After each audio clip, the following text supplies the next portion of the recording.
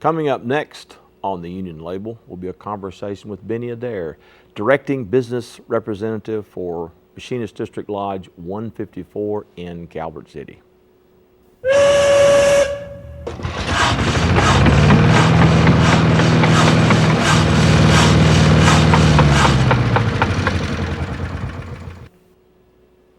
Welcome to the program. Thank you. Appreciate you having me. I'll begin by asking you the question I ask all of my guests. Okay. What has the union movement meant to you personally? Well, Barry, you promised not to stump me on anything, but I think I can answer this. I think the union movement has meant everything in my adult life as far as education, how I could improve my education, and I have. I went to work at a place and got to serve apprenticeship, and also I got to further my education by going to college, and but also it has improved my lifestyle to where I could raise my family in a middle class lifestyle, and also pay for their education. So. And two daughters came here. 2 daughters and a son. And a son. Now, Yes. I didn't have your son in And class. I came here. And you did. I came here. And when I guess it was old PJC or PCC? It was PCC. PCC then, yeah. And I had your 2 daughters in class a few years ago. Right. Yeah. So, it's meant a lot to me. Middle class, because of the unions, that's what created the middle class and allow us to, and it has allowed us to enjoy some of the life that more richer people would have had. Mm-hmm, mm-hmm. So it's meant a lot to me. Good wages, good benefits, insurance. We would not have had it without the unions backing. Mm-hmm. So. Now, which Calvert plant did you work? I worked at ISP Chemicals. Mm-hmm. This year would be my 24th year, Mm-hmm. and I came out last year, 2 years ago, Mm-hmm. as a directing business rep. Mm-hmm. So. The first time we met, which was years ago, at a Leadership Marshall County program over there. That's correct. In doing some background for that, I remember reading statistics, economic statistics for Marshall County. Before the advent of TVA and the dam and the chemical plants, poverty rates in that county were Appalachia. And you drive around the county now and you see these nice 3-bedroom brick homes and 2-car garages and boats, and these were union wages of these plants. And talking to J.R. Gray, of course, who was a brother machinist of yours, Mm-hmm. He went up north to work, went to Chicago to work. And these plants enable people to stay right here at home and work and get good wages. Right. Out of 6 brothers and sisters, my sister, which is 3 years older than me, she managed to be able to stay here. Her husband got a good job at one of the plants, and I also got a job at one of the. I worked at 2 or 3 of them, but I've managed to get a job here and didn't have to go to Gary, Indiana, or Chicago, or Detroit to find jobs. But all my older brothers did. Of course, they were all union members there, working for the car factories or whatever. But yes, when those plants came in, it meant that the children that was growing up here could have a job here and stay here, and that means a lot to us as family members. You know? Yeah. It means that our kids have a shot at staying here without having to move to big cities and stuff, Mm-hmm. and we get to see our grandkids and Mm-hmm. all that. So, Mm-hmm. I do not remember when the first plant came in because that was before I was even think born. it was 1948. Right. I believe that's right. But I do know that my dad was working construction, and he finally got on at one of the plants, the old National Carbide plant, and it meant that he was not driving an hour and a half of a morning to get into a job and driving an hour and a half in the afternoon, and of course that was better for him. But the wages were somewhat even and for construction, and it just seemed to make our life a little bit easier. He had benefits and insurance, and it just made life better for us. So. Mm-hmm. Mm-hmm. Tell us a little bit about the history of the International Association of Machinists and Aerospace Workers. It's a very old union. Very old union. Matter of fact, Tuesday of this week, May 5th, was their 121st anniversary. And I can probably say we're one of the oldest international unions. And we were formed by 19 machinists in a railroad pit in Atlanta, Georgia. And It went on from that point. It went on within 2 years. We had 34 unions, locals, and went on to be one of the largest international unions with 1 million members at one time. In 1968, we actually met that 1 million mark. Since then, and 9/11 has really hurt us, but we're down to about 400,000 now. But 9/11 hurt everybody. So Yeah. Well, now, of course, originally it was machinists, and then you all aerospace workers and all kinds of folks. right at I can't tell you the year that they brought aerospace workers in, but we expanded our name from Machinists to International Association of Machinists and Aerospace Workers. So now then we have contracts with a lot of the airplane companies and helicopters, and we also have members at Fort Campbell and all the and other bases that have helicopters and airplanes, and so we represent those people under the Service Contract Act. So, Now, originally, the IAM was part of the AFL. It was a craft union. But today, the machinists are more of an industrial union, aren't they? yes, yes, they are. I mean, Yeah. that's about all I can say about it. Right. But Which, of course, is like the old CIO unions. But I always thought that was interesting that it starts as a craft union and then becomes an industrial union. well, when Talbot formed the union with those other 18, at that time you was not a employee of the company that you worked for per se as a union member. You was a for hire person, a machinist that was just on the street, and so they just offered wages. And I might add that Talbot, before when he graduated from his apprenticeship, was making close to 40 to 50 cents an hour, which was pretty good money. But it was a good trade, and 20 years later, he was making half that, 20 cents to 25 cents. And so that's what had him try to form a union. And by that, and in the era that you were talking about, they formed a union and said, okay, we've got a union here, now we can supply you with labor. So you had to join the union in order to work for the company.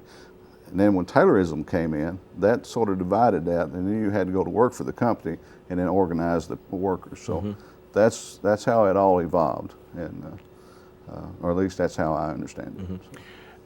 How did you work way up through the machinist ranks? Because you've got a pretty high position now. What was your first leadership job? I started out as a steward on a shift, and What makes a good union steward? I don't know that I was ever a good union steward, but I think what makes someone a good union steward is having the want to you want to help someone, and you see a crisis and you want to be involved in it, and you want to go with the contract book, what it says. You don't want to deviate, and so you have some issues come up, and not that you want to be running roughshod over anybody or anything like that, but you just want to make sure everything is done like it's been agreed to by both sides. And so that's where you start getting your training. I always, let me back up to say this, when I got out of the military, I came here for a short time, and I was working 40 hours a week, and I felt like that was too much, so I quit and continued working. And I always wanted to come back and get my degree. So as I started working my way up through the union, I started going to more and more schools, more and more classes, and I saw the need to tie it all together, get my bachelor's degree and also get my degree through the Whippensinger Center, which is our college that we have, and a very nice college in Hollywood, Maryland. And so I started working my way up, and they offer different opportunities for people in the union. You can be a communicator, you can be an educator, and so I ran for a little higher office. I ran for assistant chief steward, and was that for a couple of years. I got into guide dogs, which is something. It is our nonprofit organization that we Tell us a little bit about that. Well, it's our nonprofit organization that we donate money to. And in order to raise money, we had to have some kind of function. So I started having a golf scramble and a skeet shoot, and so we raise about $20,000 a year for that. But it's all about helping people who cannot help themselves because they're blind. So we give them dogs. They're guide dogs. They're trained. It costs about $38,000 per dog, and if you need one, you can sign up with Guide Dogs of America, and if no cost to you. They send you out to a school to train you and the dog together. After the dog is trained to lead, but then they train about a 7-week time frame. They train you and make sure that you and the dog can work together, and we present you with a dog. And we give about 25 of them away a year. Mm-hmm. So, but that's just one of our nonprofit things we do, and it helps people in the community, and anybody's eligible to get one. So, mm-hmm. But working my way through that got me more involved, and I decided that this position was where I wanted to be, and I had went to school, went back and got my bachelor's degree, and then I went to University of Massachusetts and got my degree in union leadership administration. And so when this job came up, the term, I ran for it and was elected, and so now I negotiate contracts and go through arbitration cases, and so mm-hmm. That's how I came to be. So, what other offices do you hold in the union? Well, I am the president of Kentucky State Council Machinists. Mm-hmm. Of course, that's a political pact, more or less, is what that's all about, is politics. But this world couldn't survive without politics. Now, I think we could survive without some politicians, but, maybe, but not without politics. So, it's the driving force behind our laws and stuff. So, mm-hmm. But speaking of politics, and we've talked about this, is so few people vote, so few union members vote, so few union members go to union meetings. If you could change it, how can we boost membership? How can we boost political participation? I think if I knew that answer for sure, I could be a rich man. But, you and I have had this conversation, and we've had this conversation as close as last night. Mm-hmm. We were at the area council meeting. Mm-hmm. I thought when the world changed last August and everything started going downhill as much as it has, I thought that the membership would see the need to attend union meetings and come back to the area council and all that. But I guess we just haven't got to that point yet where they see the need to attend meetings. They have people like you and I that attend, and they allow us to go and make decisions for them. So maybe that's our purpose, is to do that. Well, of course, it would be nice if we had more attendance and had more ideals, because the younger people coming in, we need to involve, allow those people to express their ideals, mm-hmm. and see where we want to go, mm-hmm. in the future. And it's mine and your job to see that we train people to take our place. Mm-hmm. But if people don't step up, it's hard for us to do that. So it is, and I've had this conversation with lots of union people from lots of different unions for lots of years. This has gone back for years, where you'll get 20% turnout at a monthly union meeting, maybe 30. I was talking years ago to he was a machinist president over at Calvert City, and he said, we even offered door prizes, and That's people right. don't show up. That's right, we have. It's a very frustrating thing that, and again, the council, we've got quite a few miles on our odometers down mm-hmm. there. You don't see that many young people involved, and I think that is so difficult. And you're right. If you knew the answer to that, you would be a very wealthy man. I believe I would. Yeah. Yes. But it's got to be frustrating to older trade unionists. Well, when I first started and joined the union, I was working at a steel mill in Calvert City, and there's one thing you did. You didn't work over the day of the union meeting, and you went to the union meeting, because that's where you found out the information. And that's where you had a chance to stand up and voice your opinion. and everyone has that opportunity at a union meeting.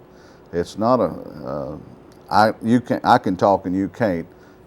It's a place where everybody can voice their opinion if they like something or if they don't like something, and we've just gotten away from that. What do you suppose changed that? Well, it seem like they have more places to go. They have children in sports, which, you know, I want people to go see their kids. I had an opportunity to see my kids play ball and go to different things with them, and I think you should. My dad, when I was playing ball or wanting to play ball, he was working all the time. Never had a chance to go to things like that. My wife says the same thing. She was cheerleader. She says her daddy never attended the first ball game to see her. Now, you know, it's because he was too busy working, trying to make a living. We've got to the point where maybe we make a living a little easier. We have a little bit more money. We can do more things, and people choose to go to ball games versus coming to the union meeting. So, you know, I don't know what the cure would be. But again, I mean, the union, that's your livelihood. It is. You can't afford to go to ball games if you don't have a livelihood. That's right. But they elect people like you and I, and they say, we have elected you. You make the decisions for us, and we'll abide with them. So, yeah. So, yeah. Speaking of politics, tell us about some of the legislation in the last session you're very proud of. I believe I have here. I think you have a in copy my lap, of it there. Senate Bill 33. Yes. Tell us about that. Senate Bill 33 started out as a resolution and that I wrote to protect the American flag as far as flying the flag over our state capitol and buildings owned by the state. I had read an article about how American flags were being made by foreign workers making substandard wages, and I just thought that was terrible, that the symbol of freedom that we saluted as military soldiers, and we've said the pledge to as school kids and still do in all of the union meetings. And it's our sign of freedom. And I just felt that was a terrible thing, that $5.3 million worth of those flags had been imported. So I sat down and I wrote a resolution, and I got the state council to adopt it. I got the area council to adopt it, and then went all the way through the International Association's Grand Lodge Convention this year, or last fall, and it was adopted there. And so the Senate, it went through the House last spring and went through the Senate this time. And it went through 100 to nothing. I mean, it went through with flying colors. And now then the USA made flags and state flags have to be made in USA in order to fly over the Capitol, and it's a law. So I was very pleased with that. I had a little part of it, you know, and but March 6th it was passed. The governor signed it, and so I'm very pleased with that. And that's a good example of why politics is important. Sure. And again, you get younger members, and I'm sure older ones too, who just simply don't bother voting. How do you convince people to vote? Once again, to be a rich man, I guess. Right, right. There again, I could write the book about how to get people to union meetings and how to vote and would become rich. There has to be an issue that they want to see, or that they want to know that they've got some kind of influence on, or whatever. Some people just think their vote doesn't count.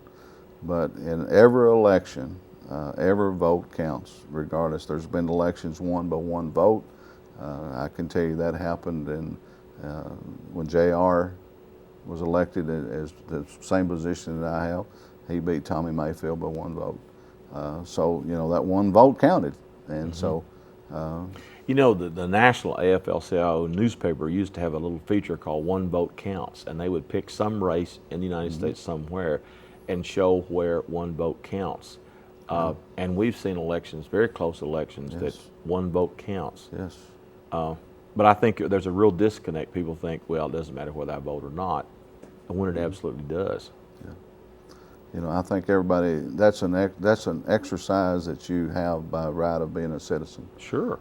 And I think everybody should take that right and exercise it and go vote for the candidate you want to vote for. You know, we're not telling you to vote any way. Pick the person that you think can do the best job, get behind that person and vote for them. So. Going back, you mentioned the schools that the Machinists have. Talk a little more about the Wimpesinger Center. He came here. You remember when he came here back in, spoke at Calvert City. It was in 1981. Were you there that night? Was that the Blue Ribbon Commission? No, he actually, as far as my knowledge, he came here and spoke just as the president of the Machinists. J.R. Gray was, I believe J.R. was in there then. Okay. Could have been Joe Sills. I don't remember. But he came and spoke at the Calvert City Hall.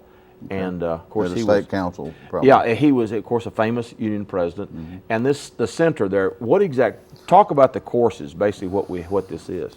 Well, the Wimpesinger Center is it was started to try to educate our members, and we saw the need to educate our members. So as you start moving your way up through the ranks as a leader in the union, we have Leadership 1 class, we have Leadership 2, we have Advanced Leadership, and then we go into other courses like arbitration. Well, now, do you get a scholarship in effect to go there? They pay your way, or how do they do that? The International pays for your transportation and also for your food and we have rooms, lodging, and everything. So all that's paid for union members only, and our local lodge has to pick up our lost time. So. That's the only expense our local lodge is out. So we get transportation to and from and our meals while we're there. And so it's a wonderful opportunity for someone. And we also offer a chance for someone to start and finish a bachelor's degree through that. But that's tied in with Meany College. Mm-hmm. You have to end up going there the last semester through George Meany. But and that is through a scholarship. You have to sign up to go and then get accepted and go that way. But they pay for everything up to a certain point. And then you have to pay for your tuition and stuff at George Meany on your own there. You think that when you think about that, that's a really good idea, because if you join a union and let's say you come out of high school, 18, 19 years old, and you get elected steward, well, you think, well, what does a steward do? Or if you negotiate a contract, there's a real art to negotiating, and communication. Right. Suddenly you become you're the publicity person of your local, and well, how do I deal with the media? They teach things like that. They teach all of that. Yes. They have classes for communicators to go, and advanced. They have a web class. They have advanced web class. So if you want to do what these guys are actually doing here, filming us as we talk. They have classes, they'll take you all the way up through it. But you can only go to one class a year. So if you're working towards that, you probably need to break out and go to a local college or something and learn that through them. But you can go, as you advance through the steps, you can go once a year to our school. But you can only go once a year because everybody wants to go. So it's a full-time faculty? Full-time faculty. And it's a wonderful school. A lot of people says it's a week's vacation. That's everything but a week's vacation. I've been there several times because of my job, but it's 8 o'clock in the morning to 8 o'clock at night, and they have something for you to do even after those hours. So you have to watch films and do other things, but it's not just go and sit around and joke and talk. It's a learning process, and you get tested on it. You know, you have to pass types of exams and stuff in the end. So it's not just something that you got to want to do it. You got to want to go up there and study and learn. And so that's a good point. When you were young and starting out in this, what made you want to do this and not just sit back and be a member? I have no idea. I guess my dad probably pushed me as much as anything. I always wanted to be in the middle of something, and he told me from the beginning. He was a union member all his life, and he told me, he said, son, said, I think it would be best for you to try to go work your way up with the union. He advised me not ever take a company position, which was probably good advice, but he told me, he said, don't ever do that. Work your way up. I'd rather see you as president of the union or even higher, and you'll always make a good living. And so I guess after a few years in the local working and everything, I saw the opportunity that I wanted to do better and do more and become more involved. And I really like helping people. I think that's something that if there's any way in the world, if a person comes to me with an issue, I want to do everything I can to possibly make them happy, if it's within the contract and if within the confines of what I can do. But I just have a pleasure in making people happy if I possibly can. And so that's how I got started, and that's the reason I'm still at it, I guess. And of course, you're vice president of the area council. I am. Tell us about the area council. Well, you know as much about that. We do, but let's share it. Well, let's share it with the audience. Yeah. Yeah. The area council is made up of all the unions in Western Kentucky, and we have several members that attend monthly, and all the unions around pay dues and everything to the area council. But it's a wonderful association, and it's a lot of political stuff that goes on there. It's who we all get together and decide who we want to support for this race and that race. And you know, if you like politics, you get to see these politicians. They come in, right. And it's and you said like to be in the middle of things. I mean, again, if you like politics, this is a good way to get in the middle of things. Right. It is, and we invite politicians to come, and any politician. We don't separate anybody. And just like the state council that I'm president of, we invite both sides, or all three sides, or anybody that wants to come. And we want to hear all the issues and hear everybody's thinking on all the issues. And like the Employee Free Choice Act, we welcome anybody to come and express their views. Our views are positive. It's a way that people can, if it passes, it'll be a way that people can sign their name and say, I want to be a union member, and they don't have to go through some of the retaliation from employers that we do now. There's a 7-year-old girl in North Carolina that wrote her congressman and asked her congressman to support the Employee Free Choice Act. And I found that somewhat ironic that a 7-year-old would recognize something that grown people are not recognizing. And I commend her for that. But she said her grandparents and her parents were union members, and she wanted the same opportunity that they had to say yes or no. And I thought that was a good letter. Indeed. We're out of time. Oh, really? Told you to go by fast. Yeah, it has. I'm Barry Craig. Thank you for joining us. Our guest was Benny Adair. We will see you next time.